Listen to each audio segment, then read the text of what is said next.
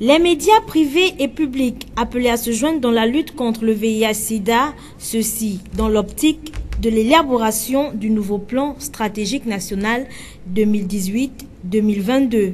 Pierre Parfait Mbadikoum nous en fera l'écho dans quelques instants seulement. Voilà pour l'essentiel, les détails, c'est maintenant. Mesdames et messieurs, bonsoir et merci encore d'avoir choisi la télévision Shekina pour vous informer. À Port-Gentil, les habitants du quartier Pavé Centre Social ont procédé au curage des caniveaux bouchés qui empêchent la libre circulation des eaux à la moindre averse, une action qui vise à lutter contre les inondations dans ce quartier. Reportage. Face à la situation de l'hôtel de ville de Port-Gentil qui n'arrive plus à curer les caniveaux, les populations de la cité de l'Or Noir se lancent de plus en plus vers la matérialisation des actions citoyennes pour lutter contre le phénomène d'inondation. Ici, c'est juste les jeunes du quartier Pavé Centre Social qui ont essayé de faire une petite action parce que tout le monde sait et est au courant qu'ici au Pavé Centre Social, la route là est tout le temps bouchée chaque année. Donc c'est pas un truc d'aujourd'hui qu'on a commencé à mener, c'est chaque année qu'on le fait. Et cette année on a préféré d'abord laisser ralentir les travaux parce que notre deuxième arrondissement ne fait rien. Au cours des prochaines pluies, ces derniers espèrent que les eaux pourront bien circuler. On ne garantit pas que les eaux vont circuler sérieusement comme les années précédentes, mais le peu qu'on fait en ce moment, on estime que cette année quand même, ça va quand même circuler comme il se doit. Les ranges l'eau rentre, c'est dans les maisons. Ça dérange, ça c'est pas un truc que tout le monde a appris aujourd'hui, un truc qui se passe chaque année, l'eau rentre dans les maisons. Une opération de curage de caniveaux qui pourrait atténuer les inondations du côté de la route en pavé du quartier Centre Social. Autrefois privé d'eau potable, le quartier Côte d'Azur, nous sommes toujours à Port-Gentil et désormais alimenté. C'est un véritable ouf de soulagement pour les habitants qui ont longtemps peiné pour l'obtention de ce précieux liquide. Reportage. Après plusieurs années de galère, une partie des populations du quartier Côte d'Azur, situé dans le 2e arrondissement de la commune de Port-Gentil, a désormais accès à l'adduction en eau potable depuis leur robinet à domicile. Certains compteurs d'eau ont été déplacés pour les rentrer plus ou moins ici au quartier, donc à l'intérieur même. Et d'autres sont restés un peu là-bas. En fait, c'était pour essayer de rapprocher les compteurs d'eau des différents domiciles en fait. Ce qui fait que, bon, avec un coup de pouce en fait de quelques politiques en fait. Mais sinon, ça ne couvre pas totalement en fait les différents ménages en fait. Nous remercions les initiateurs de cette opération. Actuellement, vous allez voir presque, bon, je ne dirais pas la majorité de la population de Côte d'Azur, on a déjà des compteurs à nos entrées et autres. C'est déjà un soulagement pour nous. Ça soulage beaucoup. Hein? De ce côté-là, ça soulage beaucoup. Nous avons bénéficié de l'adduction d'eau et la population est quand même soulagée. Hein?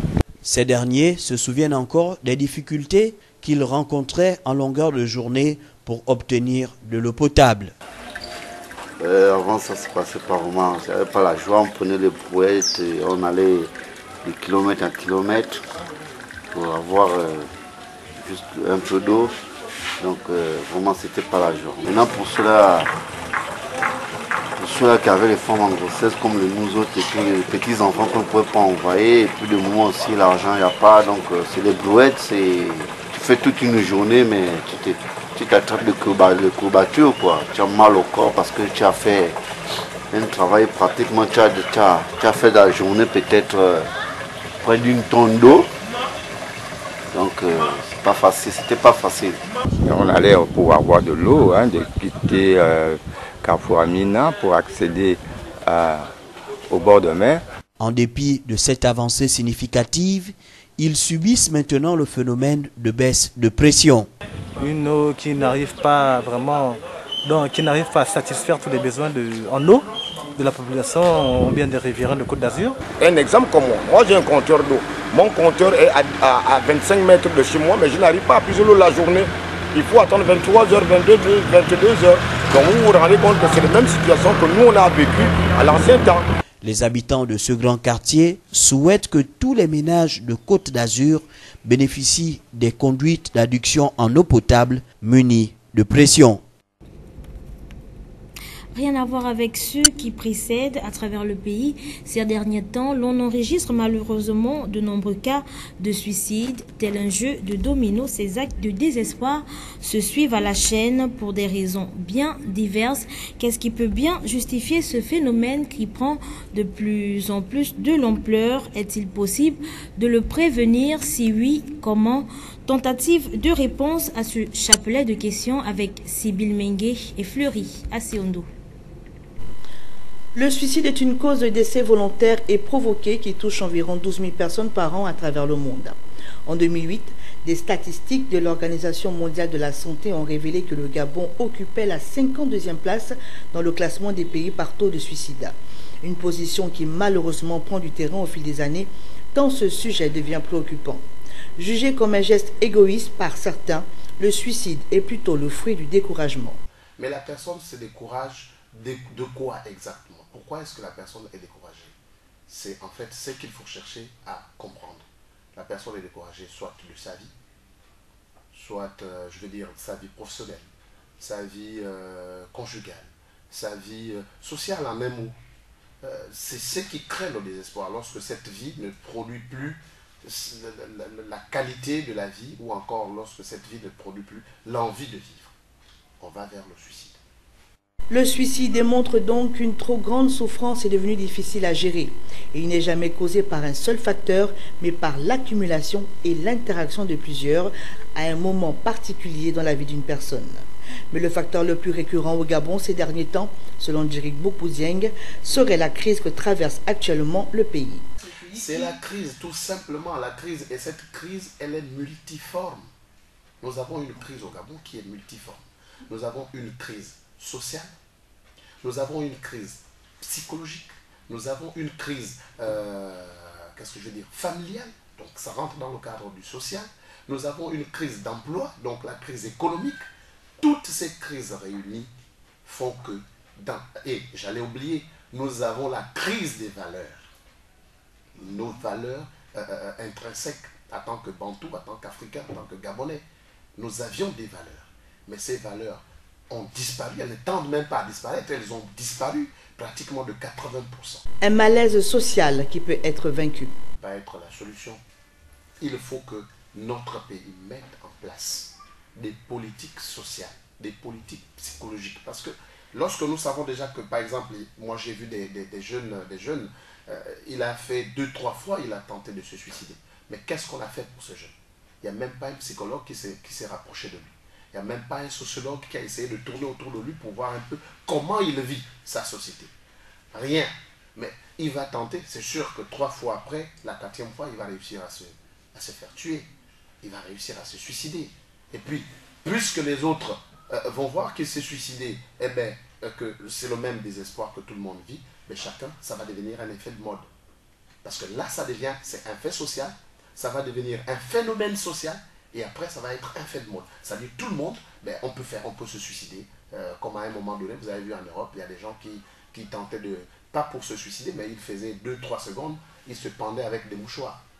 C'était devenu la mode. Mais ça va devenir la mode si l'État gabonais ne fait rien. Des cas de suicide ne cessent d'être relayés à travers les médias et les réseaux sociaux, des canaux de communication qui peuvent également servir de moyens de prévention contre ce fléau. Je vous l'annonçais en titre de cette édition d'information, les médias privés et publics appelés à prendre une part active dans les opérations de sensibilisation sur le VIH-Sida et de mise en œuvre du plan de rattrapage dans l'élaboration du nouveau plan stratégique national 2018-2022. C'était au cours d'une réunion d'information initiée aujourd'hui par l'ONU-SIDA et la Direction générale de la prévention du sida. Pierre Parfait Balikoum, Yvon Bertrand Koumileka. Plusieurs représentants des médias privés et publics réunis au siège des Nations Unies à l'occasion de la journée de mobilisation et information sur la situation de l'épidémie du VIH au Gabon et la progression vers les cibles 90-90-90 organisée par l'ONU-SIDA en partenariat avec la Direction générale de prévention du sida. En collaboration de l'ONU-SIDA, nous avons lancé une invitation aux journalistes, aux professionnels des organes de presse pour Nujuran pour une journée de partage et d'échange sur la situation épidémiologique du VIH au Gabon. Cette activité vient en marge de la célébration de la journée mondiale, mais comme vous le savez, la lutte contre le VIH-Sida ne se résume pas en une seule journée. Et donc, c'est un travail à longue haleine, c'est un investissement à long terme. Et les médias jouent un rôle important, voire central, parce que la circulation de la bonne information a un impact très important dans la lutte contre le sida, parce que lorsque les populations sont bien informées, ça peut susciter un changement de comportement chez ces derniers. Pour mettre fin à l'épidémie du sida, il s'agit de progresser vers les cibles 90-90-90 d'ici 2020. Autrement dit, atteindre 90% des personnes vivant avec le VIH connaissant leur statut sérologique, que 90% des personnes vivant avec le VIH qui connaissent leur statut reçoivent un traitement antirétroviraux et que 90% des personnes vivant avec le VIH sur traitement antirétroviraux aient une charge virale indétectable. Cet atelier permettra alors de répondre à des questions que plus d'un Gabonais aurait le droit de se poser sur les données récentes sur le VIH. Il vise donc à donner au peuple gabonais, en passant par les leaders des médias que vous êtes, des informations épidémiologiques récentes et également de la réponse au VIH au Gabon. Il vous montrera également les efforts qui restent à fournir pour atteindre les ambitieux objectifs 90-90-90. Appelés à jouer un rôle plus prépondérant au niveau de la transmission des messages dans tout le pays, les journalistes doivent inciter les populations à se faire dépister et inciter les populations infectées à se mettre sous traitement antirétroviraux. Au terme de cette rencontre, plusieurs recommandations ont été émises, notamment la création d'un réseau de journalistes engagés dans la lutte contre le sida. À l'occasion de la conférence de presse hebdomadaire qu'il a animée ce jour au palais de la présidence de la République, le porte-parole de cette institution est revenu sur l'agression au couteau des deux journalistes de National Geographic au village artisanal samedi dernier, en insistant sur la rigueur de la procédure et la loi qui sera appliquée sans commune mesure. Des propos recueillis ici par Arnaud Mbabokoum. Et tout d'abord, pour commencer, cet événement dramatique. Samedi dernier, le grand marché artisanal de Libreville a été la scène d'un acte odieux, un acte lâche, un acte barbare qui a visé des ressortissants étrangers. Un sujet nigérien a attaqué à l'arme blanche deux journalistes danois, venus pour le compte du média National Geographic réaliser un tournage au parc de la Lopé. À l'heure où je vous parle, une des victimes, M. Uri Goldman, fait toujours l'objet d'une prise en charge dans un établissement hospitalier de la capitale. Grâce à l'intervention rapide de nos chirurgiens, son pronostic vital n'est plus engagé. Concernant mademoiselle Elle Olsen, la seconde victime, en état de choc, ces dernières bénéficient d'un accompagnement psychologique. Toutes nos pensées vont vers eux et vers leurs proches. Selon les premiers témoignages recueillis, il ressort qu'au moment du crime, l'agresseur, un ressortissant nigérien du nom d'Aruna Amadou, aurait crié le nom de Dieu en arabe et justifié son acte par la décision américaine de reconnaître Jérusalem comme la capitale de l'État d'Israël. Ce fait a laissé place à diverses interprétations et dans certains cas à des conclusions hâtives qui nourrissent les amalgames ici et là. Il faut être prudent en pareilles circonstances. Il importe d'alerter la population et la presse sur le risque de désinformation. En effet, des faits non avérés et non vérifiés, donc erronés, circulent de bouche à oreille et sur les réseaux sociaux. Mais retenez bien ceci. Seuls les canaux officiels de l'exécutif constituent des sources d'informations fiables. J'en appelle à la responsabilité des médias et des personnes. En relayant des rumeurs émises par des sources peu crédibles, nous risquons de contribuer activement à une psychose qui n'a pas lieu d'être. Ce préalable rappelé, je tiens à souligner que depuis samedi, l'État a été particulièrement réactif et efficace en interpellant l'individu, en le mettant hors d'état de nuire et en diligentant une enquête pour faire la lumière sur les conditions dans lesquelles a été commis cet acte lâche et odieux. L'enquête se poursuit. Des mesures conservatoires ont été rapidement prises. Le procureur de la République a ainsi annoncé que 38 personnes avaient été interpellées.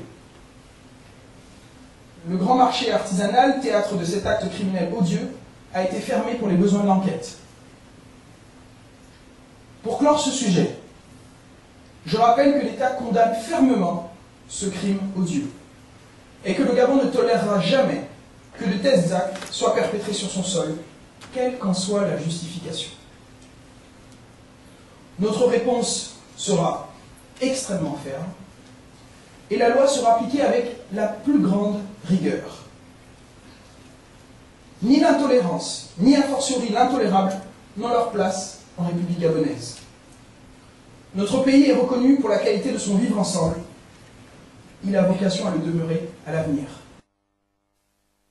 Et toujours à l'occasion de cette conférence de presse, il a, dans le domaine de la santé, annoncé une bonne nouvelle et partant de la population gabonaise tout entière.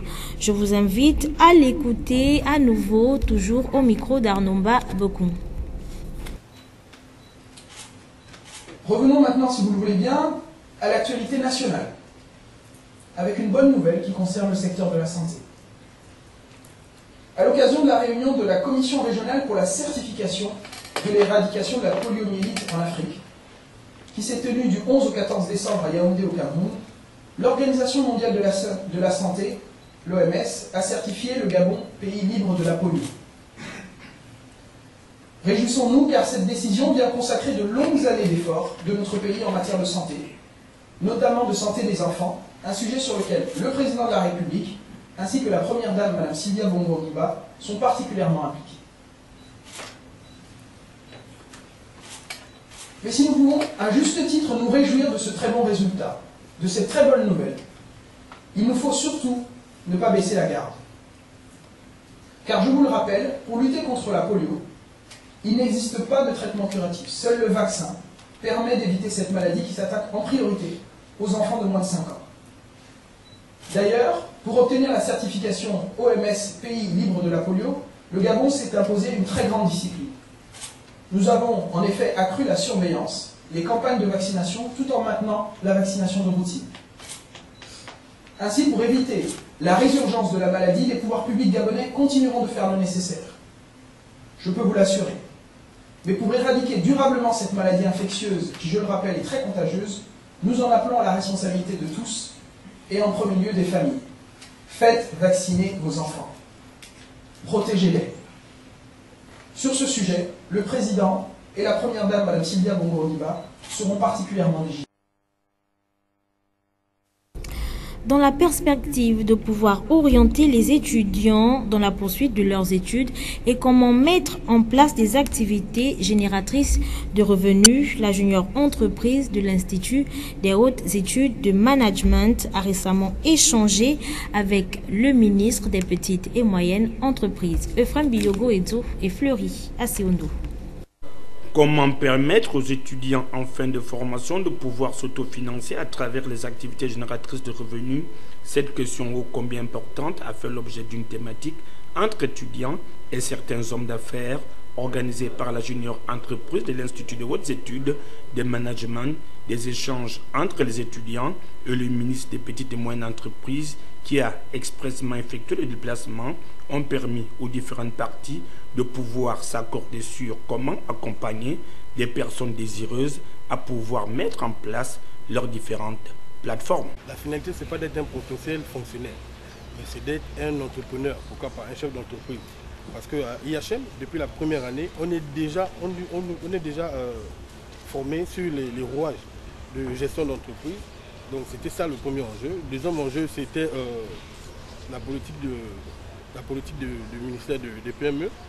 En principe, l'entrepreneuriat, c'est ce dont les responsables politiques ont besoin pour les jeunes. un entrepreneur que la tutelle pour faire comprendre aux jeunes que peu importe le niveau qu'ils ont, peu importe l'activité qu'ils souhaitent mener, ils peuvent avoir des ouvertures.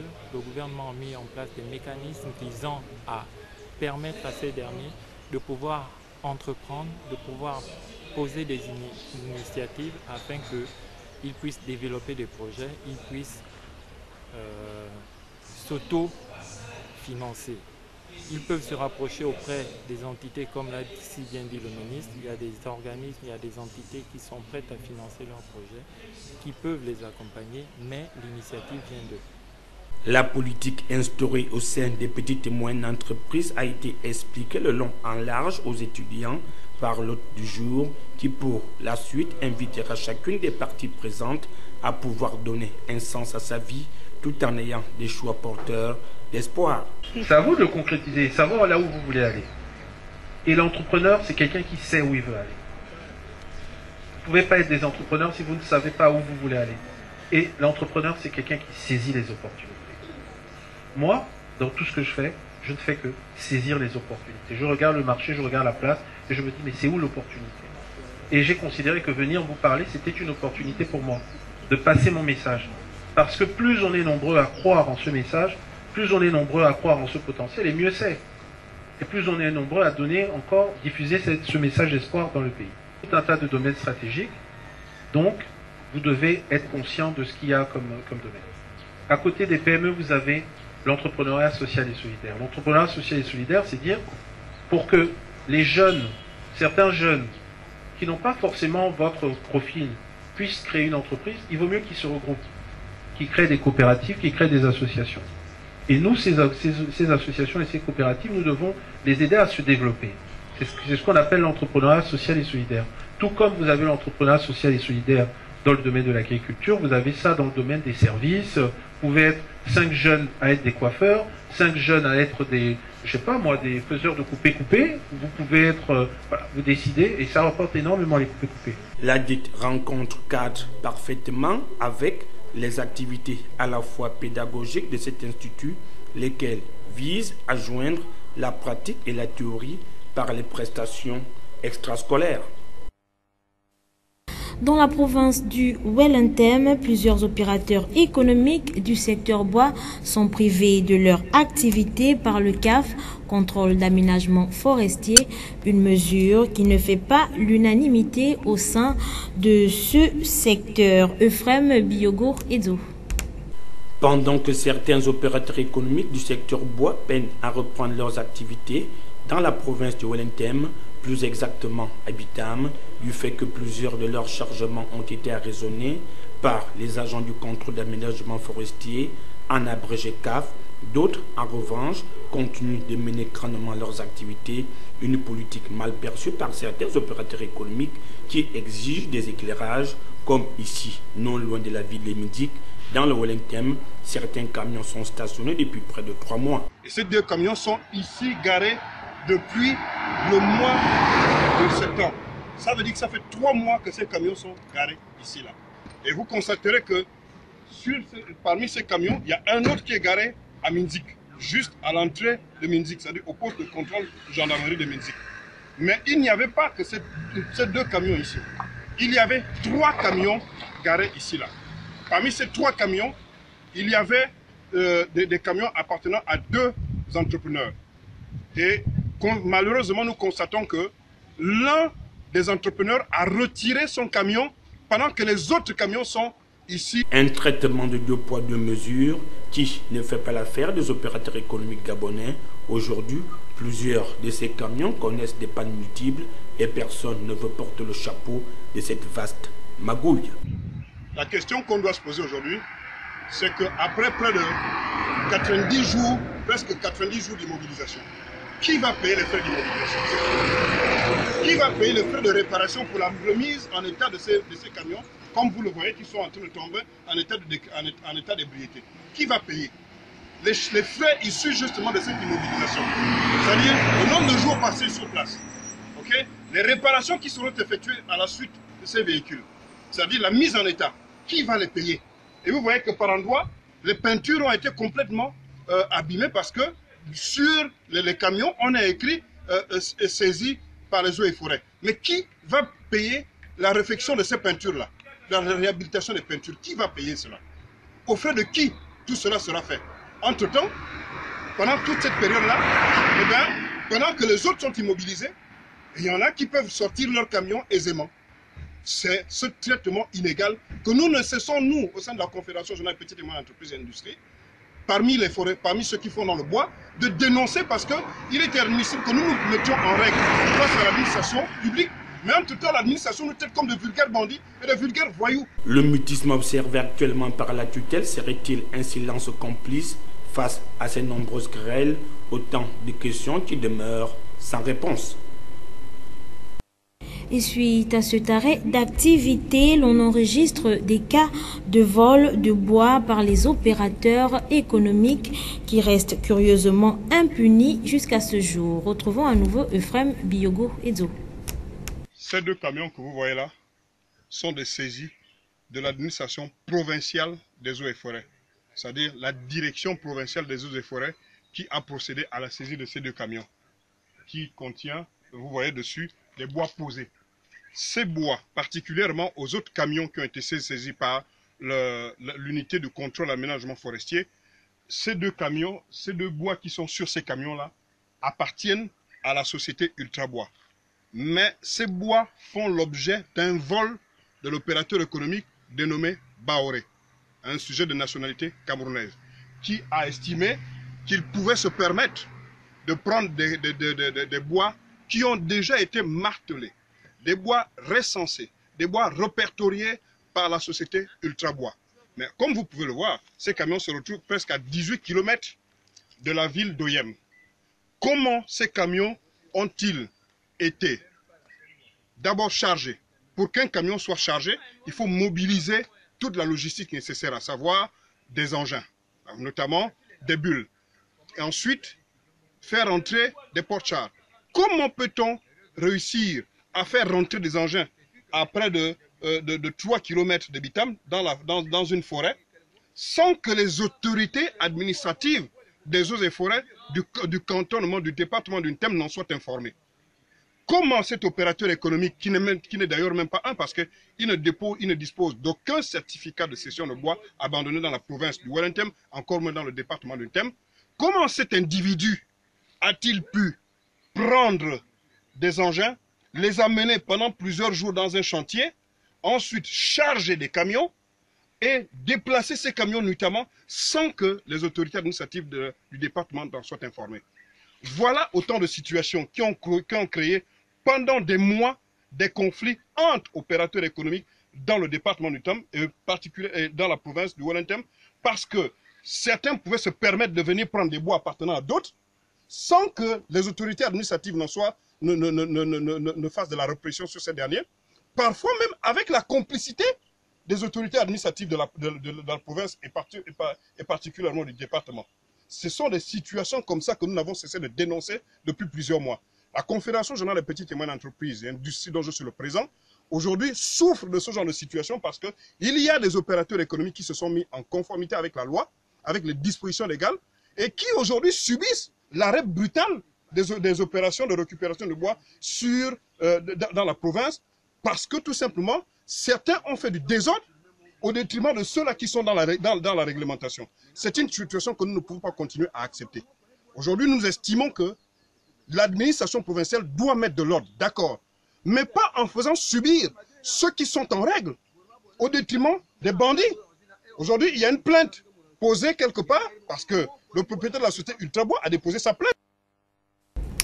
Effectuons à présent un bref tour hors de nos frontières. D'abord, en France, où le président français Emmanuel Macron met en place des stratégies pour éradiquer le problème de l'immigration. Et parmi ces stratégies, le projet de loi Immigration-Asile. Reportage. Le texte n'est pas encore finalisé, mais pour Gérard Collomb, le terrain est miné. C'est lui, le ministre de l'Intérieur, qui va devoir porter l'épineux projet de loi Immigration-Asile et répondre à cette promesse. Je ne veux plus, d'ici la fin de l'année, avoir des femmes et des hommes dans les rues. dans les bois ou perdus.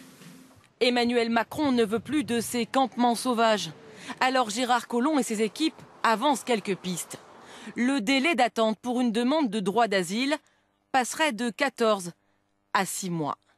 Emmanuel Macron veut expulser davantage les migrants dits économiques. Et pour y parvenir, l'exécutif compte s'appuyer sur une politique dissuasive. Le temps passé en centre de rétention serait allongé de 45 à 90 jours. Le nombre de places dans ces centres serait augmenté, les effectifs de police aux frontières renforcés. L'exécutif durcit le ton, mais pour la majorité, ce texte risque de mettre au jour la première fracture entre l'aile gauche et l'aile droite de la majorité. En 2016, la France a enregistré 85 700 demandes d'asile. Plus de 26 000 ont été accordées. Au volet sport de cette édition d'information, en prélude à la fête de Noël, l'association Taekwondo Club Razorback a fêté Noël il y a moins de 48 heures. À cette manifestation, plusieurs démonstrations ont été mises en exergue. Yasser Nicolas Ndon.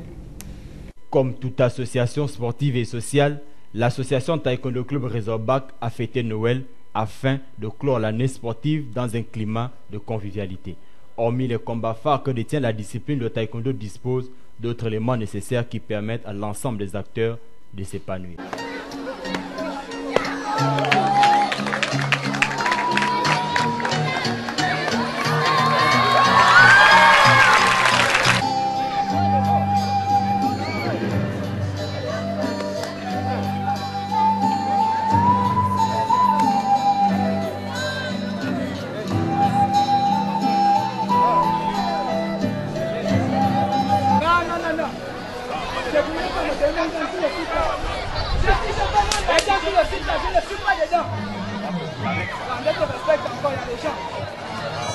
Tu vas pas mourir à cause de 5 000. J'ai pas mon argent. Non, je fais pas avec ça. Je fais pas avec ça. Je fais mon argent. Non.